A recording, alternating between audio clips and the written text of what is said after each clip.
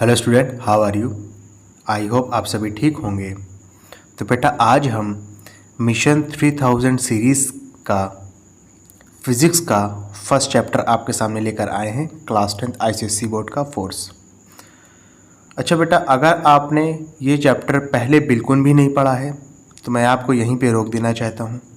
पहले आप जाओ इस चैप्टर का थोड़ा सा ओवरव्यू लेके आओ, यानी देख के आओ कि इस चैप्टर में बेसिक क्या क्या चीज़ें हैं। मैं आपसे ये नहीं कह रहा हूँ कि आप पहले इस चैप्टर को पूरी अच्छी तरीके से तैयार करके आओ तब मेरी वीडियो देखो, मैं ये बिल्कुल नहीं कह रहा हूँ। लेकिन एटलीस्ट आपको इस टर्म में जो बेसिक सी चीज़ें हैं, माफ़ करिएगा, इस चैप्टर में जो बेसिक सी चीज़ें हैं, बेसिक से कॉन्सेप्ट हैं, उनका थोड़ा बहुत आइडिया होना चाहिए। ऑल तो मैं यहाँ पे आपको जिस क्वेश्चन में जिस कॉन्सेप्ट की ज़रूरत पड़ेगी मैं आपको वो सारी चीज़ें बताऊँगा, लेकिन फिर भी ये मेरा कहना है कि अगर आपने इसको बिल्कुल नहीं टच किया है तो पहले जाओ इसके बारे में थोड़ा सा पढ़ के आओ, तब ये क्वेश्चन सीरीज़ ज्वाइन करो, ठीक है। मैं किसी को धोखे में नहीं रखना चाहता कि बस तुम मेरी वीडियो देख लो, तुम पास हो जाओगे, तुम फलाना हो जाओगे, तुम ढिमकाना हो जाओगे, तुम टॉप कर जाओगे, ठीक है।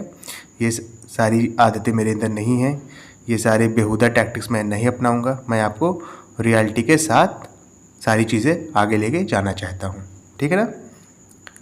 अगर आपने इस चैप्टर को थोड़ा सा भी पढ़ा है तो आप यहीं रुको, देखो आपको समझ में आएगी वीडियो। लेकिन अगर बिल्कुल नहीं पढ़ा है, फर्स्ट टाइम आपने बुक खोली है फिज़िक्स का क्लास 10th का और आप सोच रहे हो कि मैं क्वेश्चन सीरीज़ कर लूँ, पास हो जाऊँगा, तो ऐसा नहीं होता बेटा।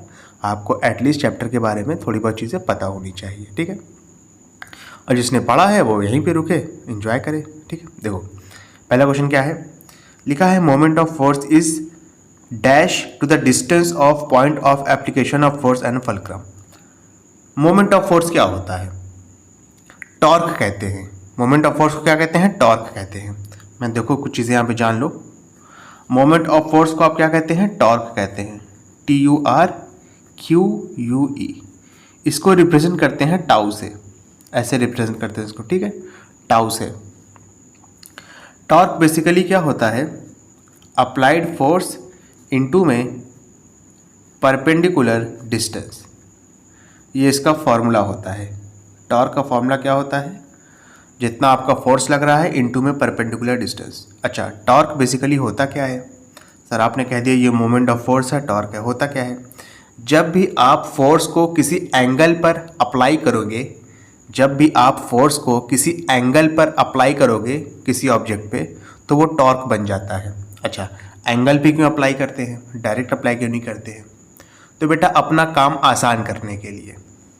मिसाल के तौर पे अगर आपको दरवाज़ा बंद करना है तो आप क्या करोगे? अगर आपको मान लो एक जगह है यहाँ पे, ठीक है, यहाँ पे दरवाज़ा बंद करना है तो क्या करोगे? अब ऐसा तो है नहीं कि आप बार बार दरवाज़ा यहाँ पे लाके लगाओगे फिर खिसका दोगे, निकाल दोगे, ऐसा तो है नहीं। आप क्या करते हो? साइड में यहाँ पे जो है, साइड में यहाँ पे दरवाज़ा अटैच कर देते हो ना, और फिर यहाँ दरवाजे पे क्या करते हो? यहाँ पे हैंडल लगा देते हो। उस हैंडल की हेल्प से आप क्या करते हो? खोलते हो और बंद करते हो, खोलते हो और बंद करते हो। समझ रहे हो ना? यानी आप फोर्स को किसी एंगल पे अप्लाई करते हो। फोर्स को किसी एंगल पे अप्लाई क्यों कर रहे हो? अपना काम को आसान करने के लिए, ठीक है। तो फोर्स बेसिकली दो चीज़ों पे डिपेंड करेगा। जितना आप फोर्स अप्लाई कर रहे हो, माफ़ करिएगा, टॉर्क जो है आपका, यहाँ पे टाउ लिख लो इसको, टॉर्क जो है आपका बेसिकली दो चीज़ों पे डिपेंड करेगा। जितना आप फोर्स लगा रहे हो इनटू में परपेंडिकुलर डिस्टेंस। अच्छा, परपेंडिकुलर डिस्टेंस कहाँ से लेते हैं? पाइवट पॉइंट से लेते हैं। ये वाला जो पॉइंट है जहाँ पर आपका दरवाज़ा फिक्स है, इसको आप कहेंगे पाइवट पॉइंट, PIVOT। पाइवट का मतलब होता है फिक्स्ड पॉइंट। फिक्स्ड पॉइंट से लेकर के जहाँ पे आप फोर्स अप्लाई कर रहे हो वहाँ तक का परपेंडिकुलर डिस्टेंस लिया जाता है, और साथ में जितना आप फोर्स अप्लाई कर रहे हो, ठीक है ना, समझ गए ना। यानी टॉर्क बेसिकली क्या होता है? जितना आप फोर्स अप्लाई कर रहे हो इनटू में परपेंडिकुलर डिस्टेंस। परपेंडिकुलर डिस्टेंस कहाँ से लेकर के कहाँ तक का लिया जाता है? जिस लाइन में आप, अच्छा मेरी आवाज़ पे थोड़ा ध्यान दीजिएगा। जिस लाइन में मैंने कहा है, जिस लाइन में आप फोर्स अप्लाई कर रहे हो, ठीक है, इनटू में जिस लाइन में आप फोर्स अप्लाई कर रहे हो वहाँ से ले करके पाइवट तक का डिस्टेंस। इसको मैं आपको एक और छोटे से बेसिक एग्जांपल से समझाने की कोशिश करता हूँ। जैसे मान लो आपके पास कोई एक इरेगुलर शेप है, इस तरीके का मान लो, ठीक है, ये पॉइंट है इसका O, और इसको आपने कह दिया कि ये पाइवेट है। पाइवेट है मतलब ये फिक्स्ड है। ठीक है, यहाँ पॉइंट A है, मान लो यहाँ पॉइंट A है। ठीक है, और नीचे से आप इसकी तरफ क्या लगा रहे हो, फोर्स लगा रहे हो। नीचे से आप इसकी तरफ क्या लगा रहे हो, फोर्स लगा रहे हो। ठीक है, तो यहाँ पे मुझको टॉर्क बताओ कि टॉर्क क्या होगा। ठीक है, अब समझना बेटा, फोर्स की वैल्यू मान लो F है, F फॉर फोर्स। ठीक है, तो बेटा ये जो आपका है A, अब A से लेकर के आप O तक का डिस्टेंस नहीं लोगे, देखोगे A पे आप फोर्स अप्लाई कर रहे हो। ठीक है, तो इसकी लाइन ऑफ फोर्स कहाँ जाएगी, लाइन ऑफ फोर्स कुछ यहाँ तक जाएगी, यहाँ तक। ये आपकी इसकी लाइन ऑफ फोर्स हो जाएगी। लाइन ऑफ फोर्स से लेकर के पाइवेट पॉइंट तक का जो डिस्टेंस हो जाएगा, यानी यहाँ से लेके यहाँ तक, इसको B कह लो, यानी जो आपका OB हो जाएगा, ये क्या हो जाएगा आपका, ये होगा परपेंडिकुलर डिस्टेंस। बात समझ में आई मेरी। फोर्स आप यहाँ पे अप्लाई कर रहे थे, लेकिन अब जाहिर सी बात है यहाँ से लेके यहाँ तक का डिस्टेंस आप नहीं लोगे पाइवेट तक का। आप जहाँ पर फोर्स अप्लाई कर रहे थे ना, उसकी लाइन ऑफ फोर्स ड्रॉ करोगे, यानी उसके एकदम सीधा एक लाइन बनाओगे। इसको आप कहते हैं लाइन ऑफ फोर्स। AB आपका क्या हो जाएगा, ये है आपका लाइन ऑफ फोर्स। ठीक है ना, क्या है आपका ये line of force. Line of force से लेकर के पाइवेट पॉइंट तक के डिस्टेंस को ही हम क्या कहते हैं, परपेंडिकुलर डिस्टेंस। ठीक है, ये आपका 90 डिग्री है, परपेंडिकुलर का मतलब 90 डिग्री। तो यहाँ पे टॉर्क क्या हो जाएगा बेटा, फोर्स की वैल्यू F है, परपेंडिकुलर डिस्टेंस क्या हो जाएगा, OB हो जाएगा। बात समझे, यहाँ मैं आपको सीधा सीधा टॉर्क का मतलब बता रहा था, मैंने थोड़ा डीप जाके बताया है। लेकिन अब जाहिर सी बात है, ये चीज़ वही बच्चों को समझ में आएगी जिसको इस चैप्टर का थोड़ा सा नॉलेज होगा पहले से। जिसको बिल्कुल नहीं नॉलेज है ना, उसको ये बातें पल्ले नहीं पड़ेंगी, मैं जानता हूँ। यही रीज़न है मैं कह रहा हूँ कि आप पहले इस चैप्टर के बारे में थोड़ा सा बेसिक जान लो। बेसिक पता भी रहेगा ना, आपने थोड़ा थोड़ा से बस ऊपर से देखा भी है, तो ये सारी चीज़ों को आप ग्रैब कर लोगे। ठीक है, क्वेश्चन तो बहुत आसान है। देखो, मोमेंट ऑफ फोर्स यानी कि टॉर्क कह रहा है कौन सा प्रोपोर्शनल होगा, इन्वर्सली प्रोपोर्शनल होगा, डायरेक्टली प्रोपोर्शनल होगा, इक्वल नहीं होगा, इक्वल होगा to the distance of point of application of force and the fulcrum. यानी बेसिकली परपेंडिकुलर डिस्टेंस की बात कर रहा है। टॉर्क और परपेंडिकुलर डिस्टेंस में क्या रिलेशन है, तो देखो सामने सामने लिखे हैं ना, जब भी कोई चीज़ सामने सामने लिखी रहती है उसको आप कहते हैं डायरेक्टली प्रोपोर्शनल है। यानी अगर परपेंडिकुलर डिस्टेंस को आप इंक्रीज करोगे तो टॉर्क भी बढ़ जाएगा। अब कुछ बच्चे कहेंगे सर यहाँ पे परपेंडिकुलर डिस्टेंस तो लिखा ही नहीं है, तो देखो वर्ड के फॉर्म में लिखा है, distance of point of application of force and fulcrum. Fulcrum आप पाइवेट को कहते हैं, फल्क्रम किसको कहते हैं, लिख लो पाइवेट को। पाइवेट का मतलब फिक्स्ड पॉइंट, जहाँ से आपका रोटेशन होगा बॉडी का, एक्सिस ऑफ रोटेशन। ठीक है, यानी टॉर्क और परपेंडिकुलर डिस्टेंस के बीच में क्या रिलेशन है, डायरेक्टली प्रोपोर्शनल है, क्योंकि एक दूसरे के सामने लिखे हैं। अगर डिनोमिनेटर में मान लीजिए परपेंडिकुलर डिस्टेंस लिखा रहता टॉर्क के, तो वो इन्वर्सली प्रोपोर्शनल हो जाता। ठीक है, तो आपका आंसर क्या हो जाएगा, B आपका आंसर हो जाएगा डायरेक्टली प्रोपोर्शनल। क्लियर है अच्छे से, ओके। चलिए नेक्स्ट क्वेश्चन। अब देखो, मैं चाहता तो डायरेक्टली प्रोपोर्शनल बताता, फॉर्मूला बता देता, लेकिन मैं ये सारी चीज़ें बताई हैं आपको। ठीक है, ताकि आपको चीज़ें आप अच्छी तरीके से ग्रैब कर सको।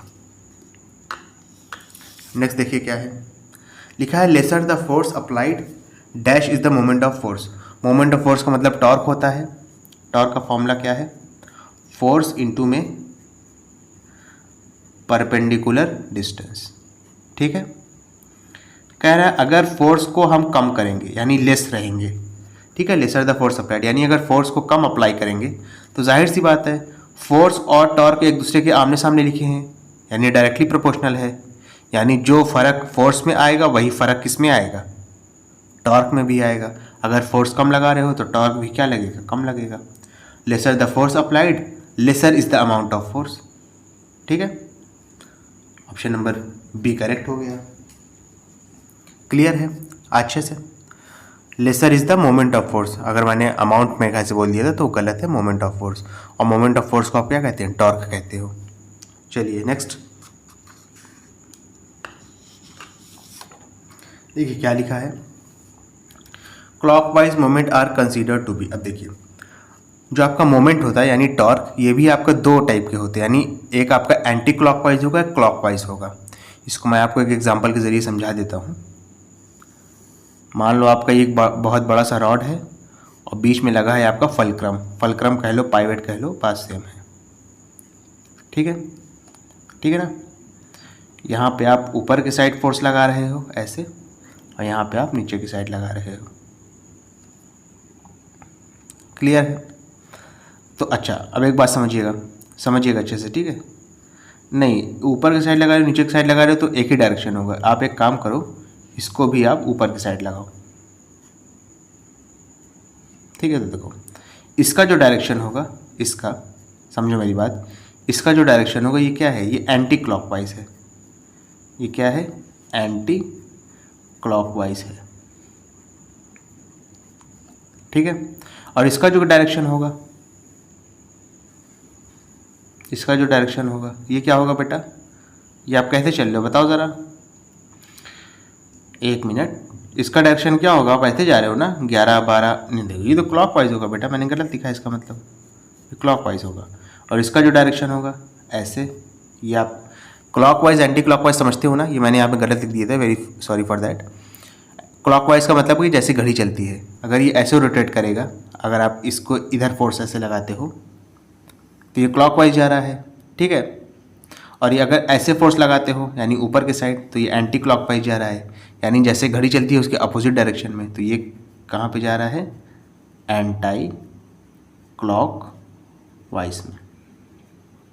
ठीक है, तो देखो साइन एंड कन्वेंशन के हिसाब से, जो प्रिंसिपल साइन एंड कन्वेंशन है, साइन एंड कन्वेंशन के हिसाब से, साइन एंड कन्वेंशन के हिसाब से जो आपका क्लॉकवाइज डायरेक्शन होता है, क्लॉकवाइज डायरेक्शन होता है ना, उसको आप नेगेटिव कंसीडर करते हो।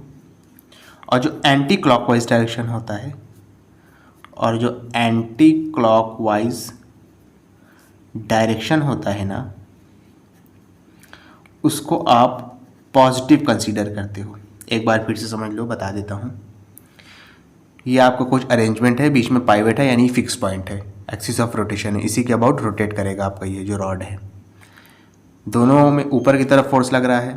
ठीक है, अब देखो फोर्स यहाँ पे लग रहा है, एक्सिस ऑफ रोटेशन ये है, तो जाहिर सी बात है ऐसे ही तो रोटेट करेगा ना, समझ रहे हो ना। तो ये ऐसे कौन सा डायरेक्शन बन रहा है? देखो जैसे घड़ी चलती है ना, 11 बजेगा, 12 बजेगा, 1 बजेगा, 2 बजेगा, तो ये क्लॉकवाइज हो गया।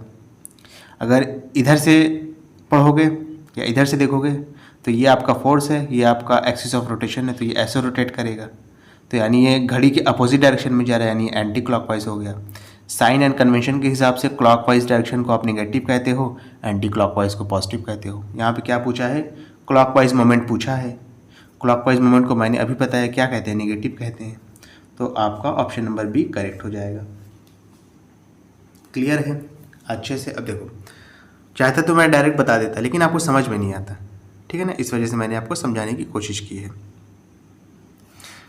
यहाँ से लेके यहाँ तक का डिस्टेंस जो है ना, ये परपेंडिकुलर डिस्टेंस हो जाएगा, और इस पॉइंट से लेके इस पॉइंट तक का डिस्टेंस, यानी यहाँ से लेके यहाँ तक का डिस्टेंस, इसके लिए परपेंडिकुलर डिस्टेंस हो जाएगा। यानी अगर मान लो ये F1 है और ये F2 फोर्स है, ठीक है, और ये पाइवेट पॉइंट मान लो P है, और ये A है और ये B है, तो ठीक है। तो टॉर्क अगर आपको कहा जाए, थोड़ा एक्स्ट्रा बता रहा हूँ समझो, टॉर्क अबाउट पॉइंट A, इसको आप क्या कह सकते हो? F1 जो फोर्स लग रहा है इनटू में परपेंडिकुलर डिस्टेंस, यानी कि AP, ठीक है। और टॉर्क अबाउट पॉइंट B, यानी पॉइंट B के अबाउट टॉर्क कितना लगेगा? यहाँ पे फोर्स कितना लग रहा है? F2 लग रहा है, और परपेंडिकुलर डिस्टेंस कितना है? फोर्स जहाँ पर अप्लाई हुआ है वहाँ से ले करके एक्सिस ऑफ रोटेशन तक का परपेंडिकुलर डिस्टेंस कितना हो जाएगा? यहाँ से लेके यहाँ तक PB हो जाएगा, ठीक है। PB लिख लो, BP लिख लो, बात सेम है। अब देखो ये चीज़ भी मैंने इसीलिए बताई ताकि आप समझ सको, रटो नहीं किसी चीज़ को, ठीक है। चलिए नेक्स्ट पार्ट देखिए क्या लिखा है। लिखा है फॉर इक्विलिब्रियम, यानी बॉडी को इक्विलिब्रियम में होने के लिए dash sum of all moment is equal to the dash sum of all anti clockwise moment. इस क्वेश्चन में थोड़ा गड़बड़ी है, सही कर लीजिए। फॉर इक्विलिब्रियम डैश बता रहा हूँ क्या होता है, सम ऑफ ऑल क्लॉकवाइज मोमेंट होगा। क्या होगा? Clockwise moment. यानी आपकी अगर कोई एक बॉडी है, उस पे जितने भी क्लॉकवाइज मोमेंट में जितने भी टॉर्क लग रहे हैं और उसी बॉडी पे जितने भी एंटी क्लॉकवाइज मोमेंट में टॉर्क लग रहे हैं, दोनों को बराबर होना पड़ेगा अगर आपकी बॉडी इक्विलिब्रियम में रहना चाहती है तो। इक्विलिब्रियम समझते हो कि नहीं? इक्विलिब्रियम का मतलब ये है कि अगर बॉडी पे बाहर से कोई भी फोर्स लगाया जाए तो वो अपना स्टेट को चेंज ना करे। अगर बॉडी रेस्ट पे है तो रेस्ट पे ही रहे, और अगर बॉडी मोशन में है यानी मूव कर रही तो मोशन में ही रहे। ठीक है, देखो फिर से बताता हूँ। इक्विलिब्रियम का मतलब क्या है? बॉडी पर बाहर से फोर्स लगाने पर, किसी बॉडी पर बाहर से फोर्स लगाने पर बॉडी अपना स्टेट चेंज ना करे। यानी अगर वो रेस्ट पे थी तो रेस्ट पे ही रहे, मोशन में थी तो मोशन में ही रहे। ठीक है, इक्विलिब्रियम का मतलब समझ गया।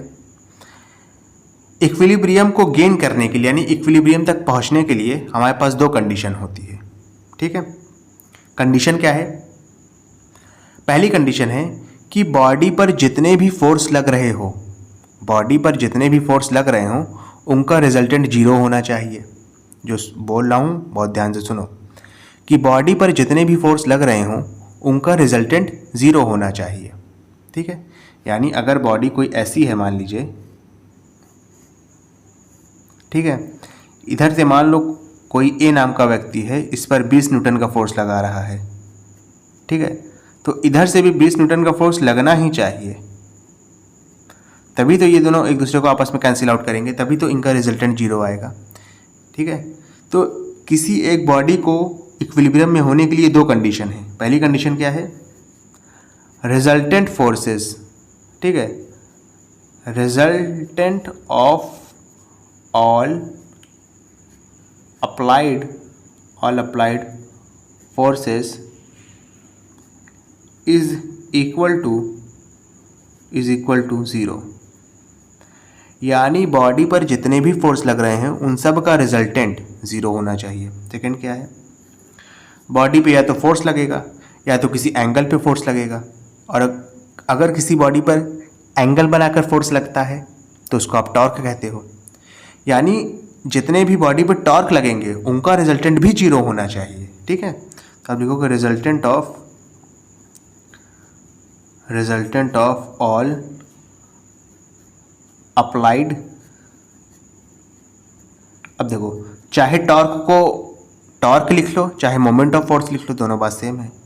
तो resultant of all applied moment of force मैं लिख रहा हूँ, मोमेंट ऑफ फोर्सेस, ठीक है, इज इक्वल टू ज़ीरो। समझ रहे हो? ये दो कंडीशन है बॉडी की। कंडीशन टू अटेन इक्विलिब्रियम, समझ रहे हो? ये इक्विलिब्रियम तक पहुंचने की कंडीशन है। इक्विलिब्रियम होता क्या है ये भी बता चुका हूँ। ठीक है, लिख लोगे ना? फिर से बोल देता हूँ। अगर कोई बॉडी रेस्ट पर रहे तो वो रेस्ट पे ही रहे, अगर कोई बॉडी मोशन पे है तो वो मोशन पे ही रहे। बाहर तो जो फोर्स लग रहे हैं उस फोर्स का उस बॉडी पर असर नहीं होना चाहिए। अगर ऐसा हो रहा है तो इसका मतलब आपकी बॉडी इक्विलिब्रियम में है। अच्छा, यहाँ पे बात ये थी कि जब कोई बॉडी इक्विलिब्रियम में होती है ना, तो उसके जो मोमेंट ऑफ फोर्स है यानी जो टॉर्क है वो क्लॉकवाइज डायरेक्शन का और एंटी क्लॉकवाइज डायरेक्शन का सेम होता है, इक्वल होता है। ठीक है, तो यहाँ पे लिखा है, अब मान लो एक से ज़्यादा अगर क्लॉकवाइज डायरेक्शन में टॉर्क लग रहा है, ठीक है, तो उन सबको जोड़ने पे जो रिजल्टेंट आएगा ना वो बराबर होगा एंटी क्लॉकवाइज मोमेंट के। तो यहाँ पर बेसिकली ये कहा गया है कि कैसा सम लेंगे आप, अर्थमेटिक सम लेंगे कि अलजेब्रिक सम लेंगे। अर्थमेटिक और अलजेब्रिक में थोड़ा सा फ़र्क समझो। अर्थमेटिक अगर लेंगे तो इसका मतलब आप सिर्फ और सिर्फ, समझना मेरी बात, अगर आप अर्थमेटिक लेंगे तो इसका मतलब आप सिर्फ और सिर्फ वैल्यू उठाएंगे।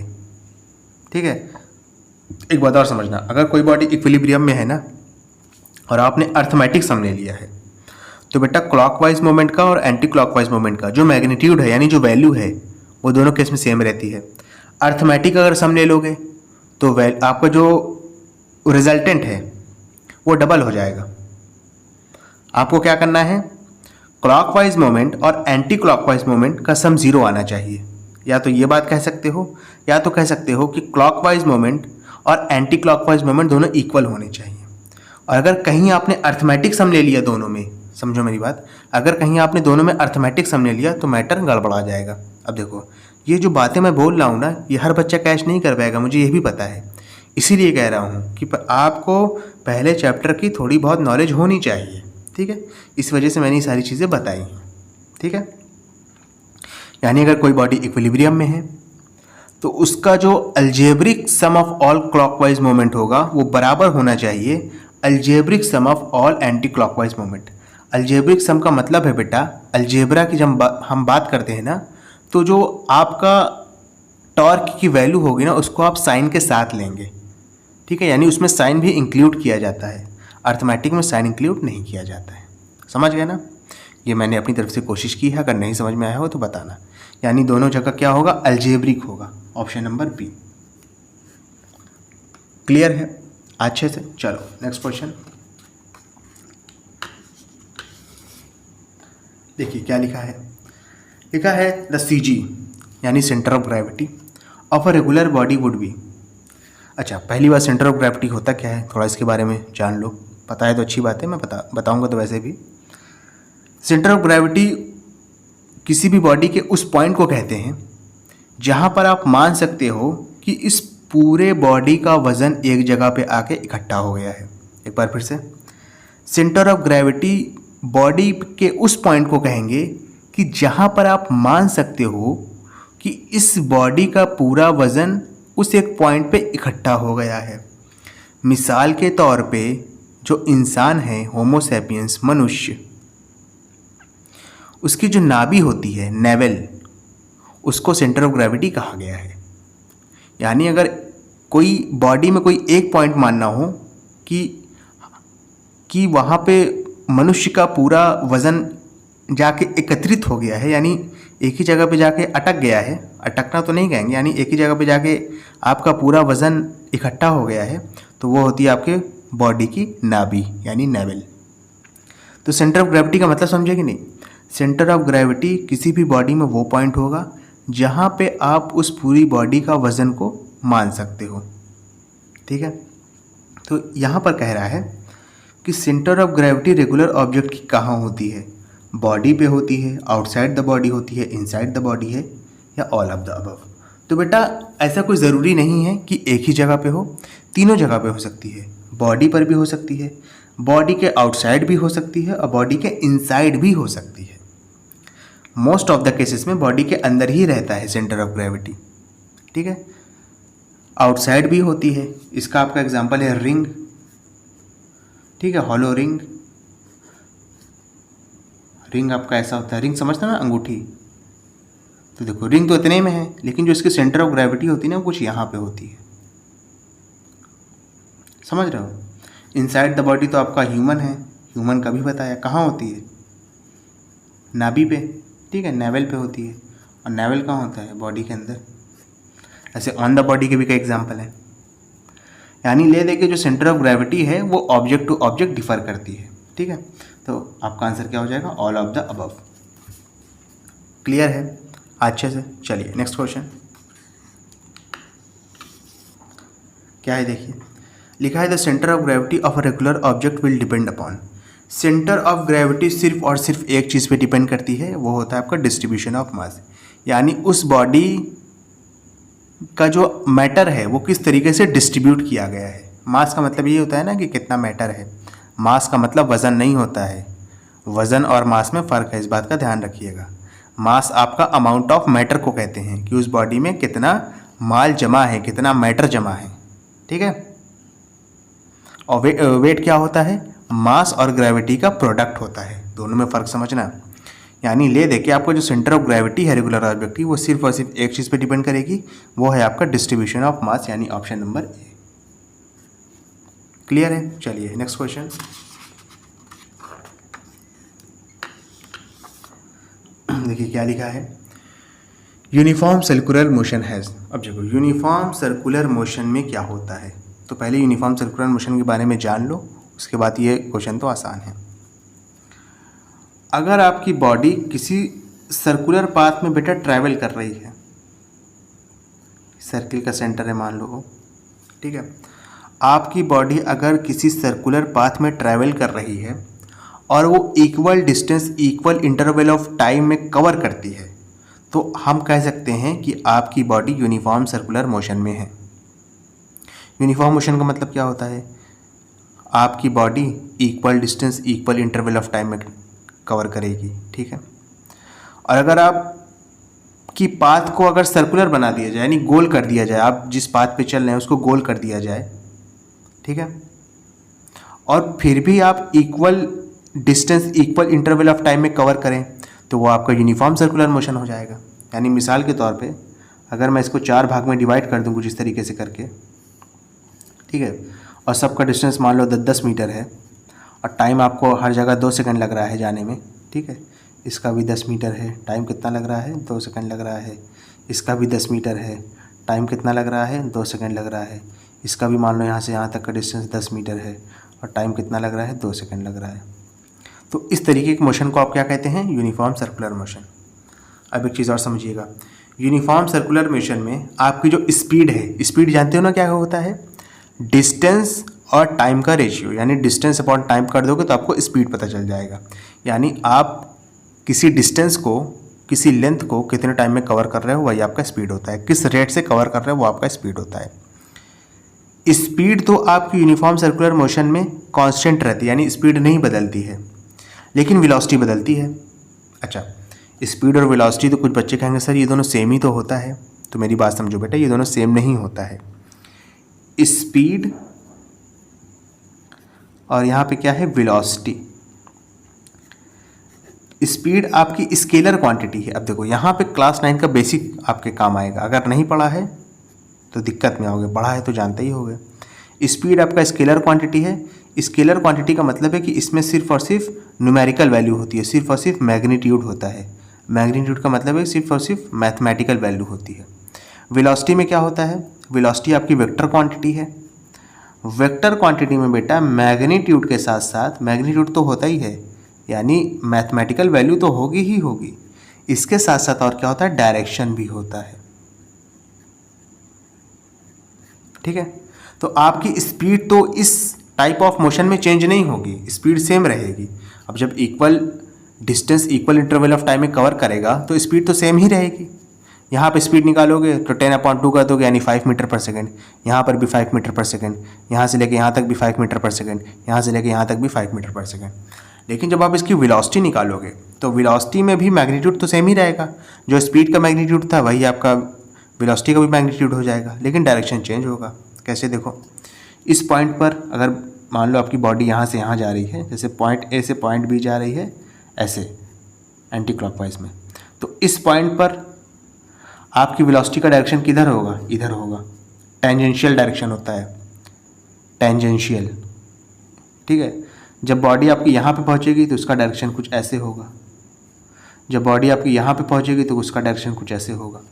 यानी हर मोमेंट पे वो अपनी वेलोसिटी का डायरेक्शन चेंज कर रही है, और डायरेक्शन चेंज करते ही उसकी वेलोसिटी चेंज हो जाएगी, क्योंकि वेलोसिटी 2 चीज़ों पे डिपेंड करती है, मैग्नीट्यूड और डायरेक्शन। तो हम यूनिफॉर्म सर्कुलर मोशन में ये चीज़ कह सकते हैं कि स्पीड तो कांस्टेंट होती है, लेकिन आपकी जो वेलोसिटी है वो कांस्टेंट नहीं होती है, वो वेरी करती रहती है। क्यों वेरी करती है, क्योंकि उसका डायरेक्शन चेंज होता है। तो आपका ऑप्शन नंबर 1 करेक्ट हो जाएगा। क्लियर है अच्छे से, ओके। चलिए नेक्स्ट क्वेश्चन, क्वेश्चन नंबर 8। देखिए क्या लिखा है, यूनिफॉर्म लीनियर मोशन, यानी अगर कोई एक स्ट्रेट पाथ पे आपका मोशन यूनिफॉर्म है, यानी equal distance equal interval of time में कवर किया जा रहा है, तो अगर कोई स्ट्रेट पाथ है यानी लीनियर मोशन हो रहा है, तो जाहिर सी बात है स्पीड तो सेम ही रहेगी और यहाँ पे वेलोसिटी भी चेंज नहीं होगी। जैसे अगर इस स्ट्रेट पाथ पे कवर कर रहा है तो इस पॉइंट पर भी वेलोसिटी सामने की तरफ रहेगी, इस पॉइंट पर भी वेलोसिटी का डायरेक्शन क्या रहेगा, सामने की तरफ रहेगा। इस पॉइंट पर भी वेलोसिटी का डायरेक्शन क्या रहेगा, सामने की तरफ रहेगा। समझ रहे हो ना, यानी इसकी स्पीड भी सेम रहेगी और वेलोसिटी भी सेम रहेगी। ठीक है, तो आपका आंसर क्या हो जाएगा, स्पीड भी कांस्टेंट रहेगी, स्पीड चेंज नहीं होगी और वेलोसिटी भी कांस्टेंट रहेगी। यूनिफॉर्म लीनियर मोशन समझ गए ना, यानी कि स्ट्रेट पाथ है। इसको अगर आप 3 पार्ट में डिवाइड कर लो ऐसे करके, मान लो ये 10 मीटर 2 सेकंड में कवर कर रहा है, ये भी है 10 मीटर, इसको भी ये कवर कर रहा है 2 सेकंड में, और ये भी है 10 मीटर, इसको भी कवर कर रहा है 2 सेकंड में। यानी equal distance equal interval of time में कवर कर रहा है, स्पीड भी सेम है और वेलोसिटी का डायरेक्शन भी सेम है। इसका मतलब वेलोसिटी भी सेम होगी, यानी कांस्टेंट होगी। चलिए नेक्स्ट क्वेश्चन,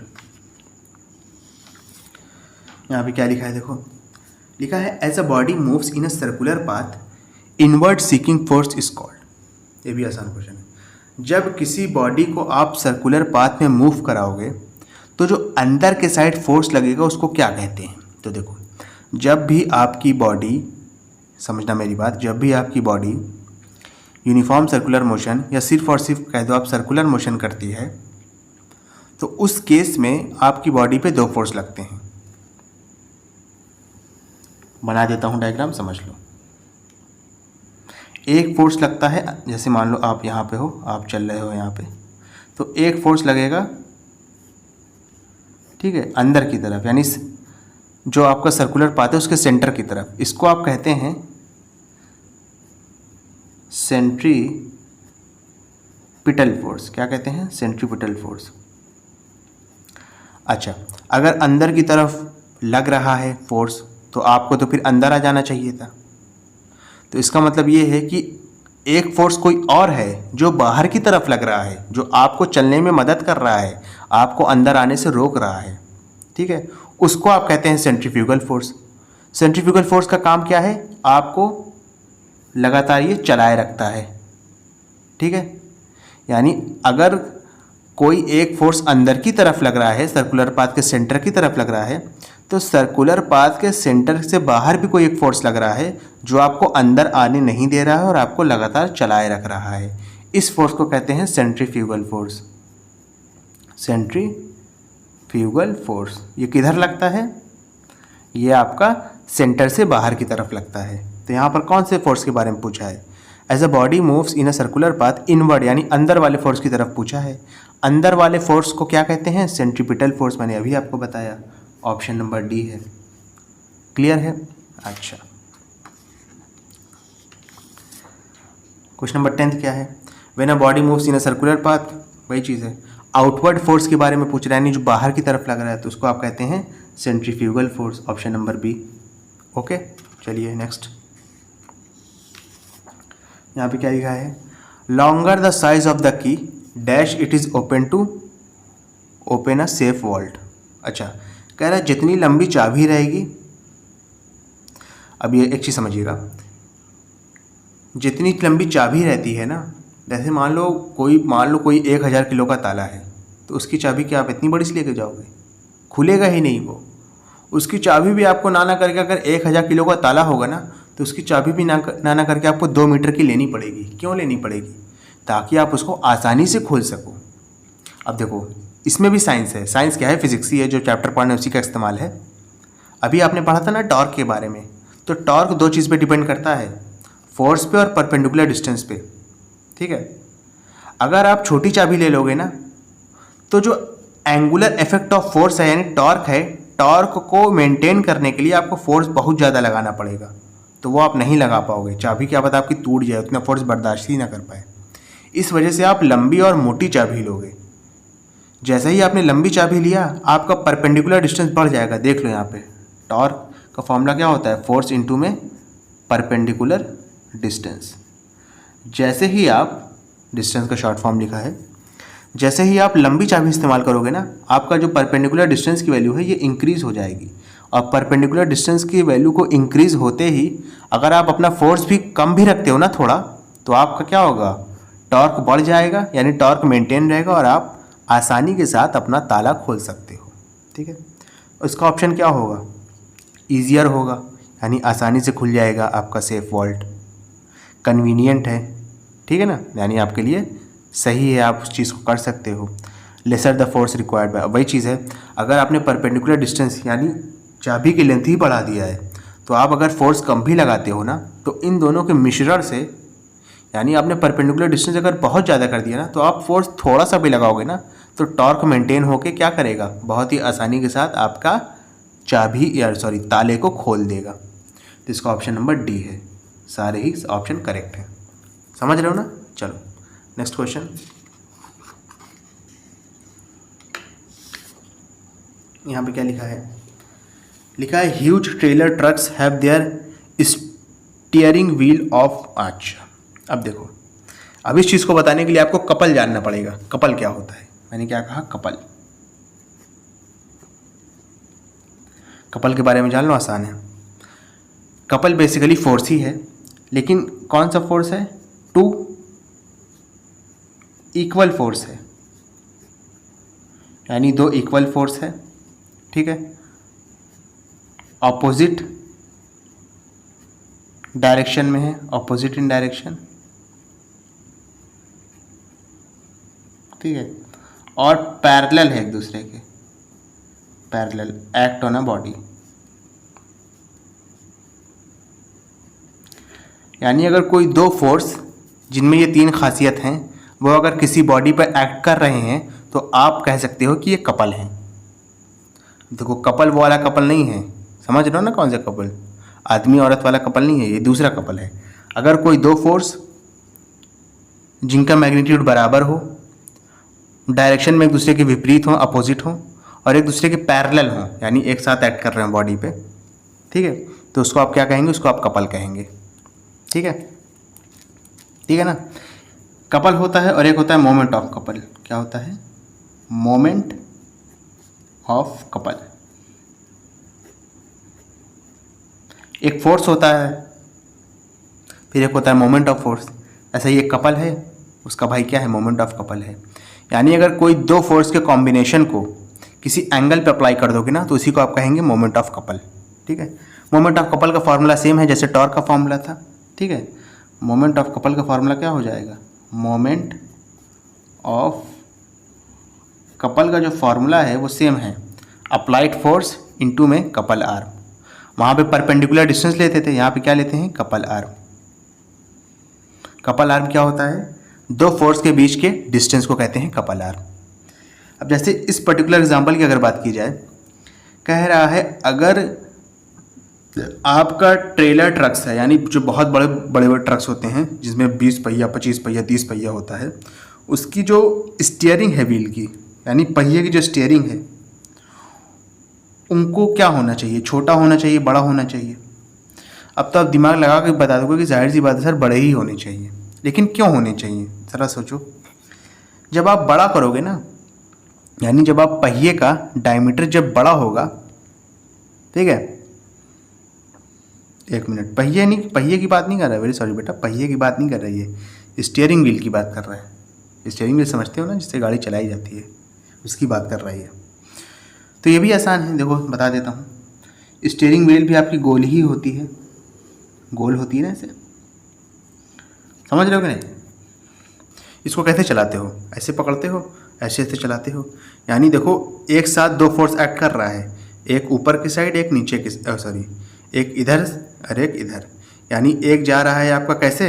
ऐसे जा रहा है, यानी एंटी क्लॉकवाइज डायरेक्शन में जा रहा है, और एक ऐसे क्या जा रहा है? क्लॉकवाइज डायरेक्शन में जा रहा है। यानी एक फोर्स ऐसे अप्लाई कर रहा है, एक फोर्स ऐसे अप्लाई कर रहा है। और अगर सीधे सीधे समझना चाहते हो तो एक फोर्स कुछ इस तरीके से जा रहा है ऊपर की तरफ, और एक फोर्स कुछ इधर से जा रहा है ऊपर की तरफ। यानी एक आपका जा रहा है एंटी क्लॉकवाइज डायरेक्शन में, एक जा रहा है क्लॉकवाइज डायरेक्शन में। ठीक है, तो इन दोनों फोर्स के बीच का जो डिस्टेंस होगा, इसी को आप क्या कहते हैं? इसी को कहते हैं couple arm. Couple arm. Couple arm जितना ज़्यादा होगा, समझो मेरी बात, कपल आर्म जितना ज़्यादा होगा, यानी कपल आर्म जितना ज़्यादा होगा, उतना ही आपको कम फोर्स अप्लाई करना पड़ेगा। कपल आर्म आपने ज़्यादा कर दिया है तो फोर्स आप मेंटेन कर सकते हो, अगर कम फोर्स भी लगाओगे ना तो चलेगा। अब देखो, इसको आप ऐसे समझ सकते हो कि अगर जैसे पहिया मान लो बहुत बड़ी है, पहिया मान लो बहुत बड़ी है, पहिया का मतलब है ये स्टीयरिंग व्हील। ठीक है, पहिया समझ रहे हो ना, जिससे गाड़ी घुमाई जाती है, चलाई जाती है जिससे। ये मान लो स्टीयरिंग व्हील बहुत बड़ी है और इसको चलाने वाला आदमी 20 किलो, 20 नहीं, 20 बहुत कम हो गया, 40 किलो का है मान लो, ठीक है, 40 किलो का है। तो वो अगर कम फोर्स भी लगाएगा ना, कम फोर्स भी लगाएगा तो भी मोमेंट ऑफ कपल मेंटेन हो जाएगा और आपकी जो आपकी ये है ट्रेलर ट्रक्स है, इसको वो बैलेंस कर सकता है, चला सकता है। लेकिन अगर वही मान लो आपने कपल आर्म बहुत ज़्यादा छोटा कर दिया है और आदमी भले आप, समझो मेरी बात, आदमी भले आप 100 किलो का बैठा दो तो भी उसके लिए मुश्किल होगी। वो अलग बात है कि 100 किलो का आदमी 40 किलो आदमी के मुकाबले में ज़्यादा फोर्स अप्लाई कर सकेगा, लेकिन उसके बाद भी कपल आर्म की वैल्यू जब छोटी होगी ना तो उसके लिए बहुत मुश्किल हो जाएगा इस ट्रक को कंट्रोल करना, चलाना, ठीक है। तो जाहिर सी बात है अगर ट्रक बड़ा है, ठीक है, तो उसमें जो स्टीयरिंग व्हील का डायमीटर होगा वो भी बड़ा होगा। क्यों बड़ा होगा, मैंने आपको इस फॉर्मूले के ज़रिए बता दिया। कपल आर्म बड़ा होगा, इनडायरेक्टली आपके मोमेंट ऑफ कपल को फ़ायदा होगा। कपल आर्म बड़ा है, आप फोर्स कम भी लगाओगे तो भी मोमेंट ऑफ कपल एडजस्ट हो जाएगा, बैलेंस हो जाएगा, ठीक है। यानी आपका ऑप्शन नंबर 1 करेक्ट हो जाएगा, लार्ज। चलिए नेक्स्ट क्वेश्चन देखिए क्या लिखा है। A couple pair of forces keep the body in. अब देखो, अभी कपल के बारे में सारी चीज़ें बता दी, इन्फॉर्मेशन दे दी। अब कह रहा है अगर कपल फोर्स है, अब पेयर ऑफ फोर्स ही होता है कपल, यानी दो फोर्स अगर उनका मैग्नीट्यूड सेम है, उनका डायरेक्शन अपोजिट है, पैरेलल किसी बॉडी पे एक्ट कर रहे हैं तो इसी को कपल कहते हैं। कपल कह रहा है बॉडी को क्या करता है, क्या बॉडी को इक्विलिब्रियम में रखता है?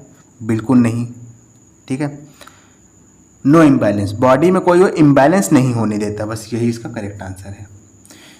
कुछ बच्चे रोटेशनल मोशन में भी कंफ्यूज हो सकते हैं, ठीक है। तो एक चीज़ समझिएगा, लिखा है कीप द बॉडी इन, यानी बॉडी को किस पोजीशन पे रखता है। तो कपल पेयर की वजह से रोटेशनल मोशन होता तो है, लेकिन वो बॉडी के रोटेशनल मोशन को रखता नहीं है। यानी अगर कोई बॉडी रोटेशनल मोशन कर रही है, उस पर कपल लग रहा है, तो ज़रूरी नहीं है कि कपल की वजह से रोटेशनल मोशन में हमेशा रहे। लेकिन अगर किसी बॉडी पर कपल लग रहा है तो उसमें कोई इम्बैलेंस नहीं होगा, इसकी गारंटी है, ठीक है। यानी अगर देखो, समझो मेरी बात, यहाँ पे दो चीज़ें हैं बेटा। सारे क्वेश्चन बहुत कॉन्सेप्चुअल हैं, जब आप चैप्टर को डिटेल में पढ़ोगे ना, और जब ये सारे क्वेश्चन लगाओगे जो मैं करवा रहा हूँ, तो ये बहुत कॉन्सेप्चुअल है सारे क्वेश्चन, ठीक है। तो कपल की वजह से बॉडी में कोई इम्बैलेंस नहीं होता है। लेकिन एक चीज़ और है कि रोटेशनल मोशन का एक रीज़न भी कपल है, लेकिन हम ये नहीं कह सकते हैं कि कपल की वजह से कोई बॉडी रोटेशनल मोशन में रहेगी, क्योंकि रोटेशनल मोशन में रहने के लिए और भी चीज़ें ज़रूरी हैं, उसमें से एक है कपल, ठीक है ना। अब कुछ बच्चे बी और सी दोनों लगा देंगे, लेकिन ये गलत हो जाएगा। कह रहा है बॉडी को किस पोजीशन पे रखता है कपल, तो हमेशा वो बैलेंस की पोजीशन पे रखता है, यानी बॉडी में कोई भी इम्बैलेंस नहीं होने देता, ठीक है। चलिए नेक्स्ट क्वेश्चन।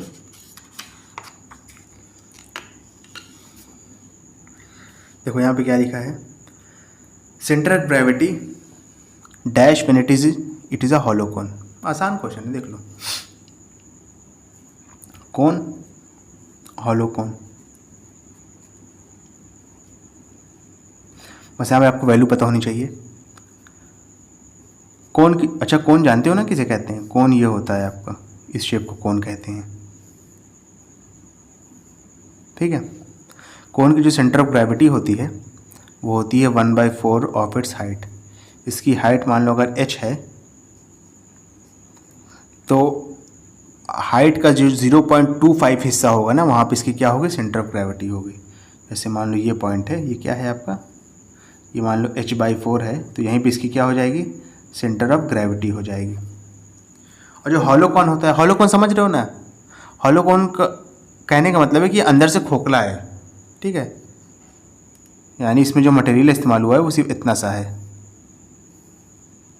कुछ इस तरीके का है हॉलो कोन, यानी इसे मटेरियल इतने में है, अंदर से खोखला है। तो जो हॉलो कोन की जो सेंटर ऑफ ग्रेविटी होती है ना, वो होती है 1/3 ऑफ इट्स हाइट। यानी अगर इसकी हाइट मान लो h है, तो सेंटर ऑफ ग्रेविटी क्या हो जाएगी, 1/3, यानी कुछ यहाँ पे थोड़ा सा ऊपर चली जाएगी। 1/4 जाहिर सी बात है, 1/4 को कन्वर्ट करो तो 0.25 h आएगा, 1/3 को कन्वर्ट करोगे तो 0.33 ऊपर आए, 0.33 h आएगा। 0.33 जाहिर सी बात है 0.25 पे थोड़ा सा ऊपर होगा, ठीक है ना यहाँ पे। तो सी जी क्या हो गया आपका सेंटर ऑफ ग्रेविटी h/3। ठीक है, यहाँ पे क्या कह रहा है, हॉलो कोन के केस में बेस से थोड़ा सा ऊपर शिफ्ट हो जाती है। कोन के केस में देखो h/4 था और हॉलो कोन के केस में क्या हो गया, h/3 हो गया है, यानी बेस से थोड़ा सा ऊपर शिफ्ट हो गई है आपकी। 0.25 जाहिर सी बात है नीचे होगा और 0.33 ऊपर होगा, तो ये होगा rest from the base, base से थोड़ा सा ऊपर उठ गई है आपके सेंटर ऑफ ग्रेविटी हॉलो कोन के केस में। क्लियर है? चलिए नेक्स्ट क्वेश्चन क्या लिखा है ज़रा देखिए। लिखा है the centre of gravity of a solid and hollow sphere are. Solid और हॉलो स्फीयर की सेंटर ऑफ ग्रेविटी उसके सेंटर पे ही होती है।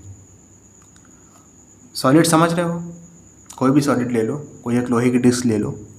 हॉलो स्फीयर समझ रहे हो, हॉलो स्फीयर समझ रहे हो ना, तो इसकी centre of gravity almost same होती है। कहाँ पे होती है, इसका जो सेंटर होता है ज्योमेट्रिक सेंटर वहाँ पे, तो ये क्या हो जाएगा, ऑलमोस्ट द सेम। क्लियर है बेटा अच्छे से? ओके स्टूडेंट, इस वीडियो में यहीं तक रखते हैं।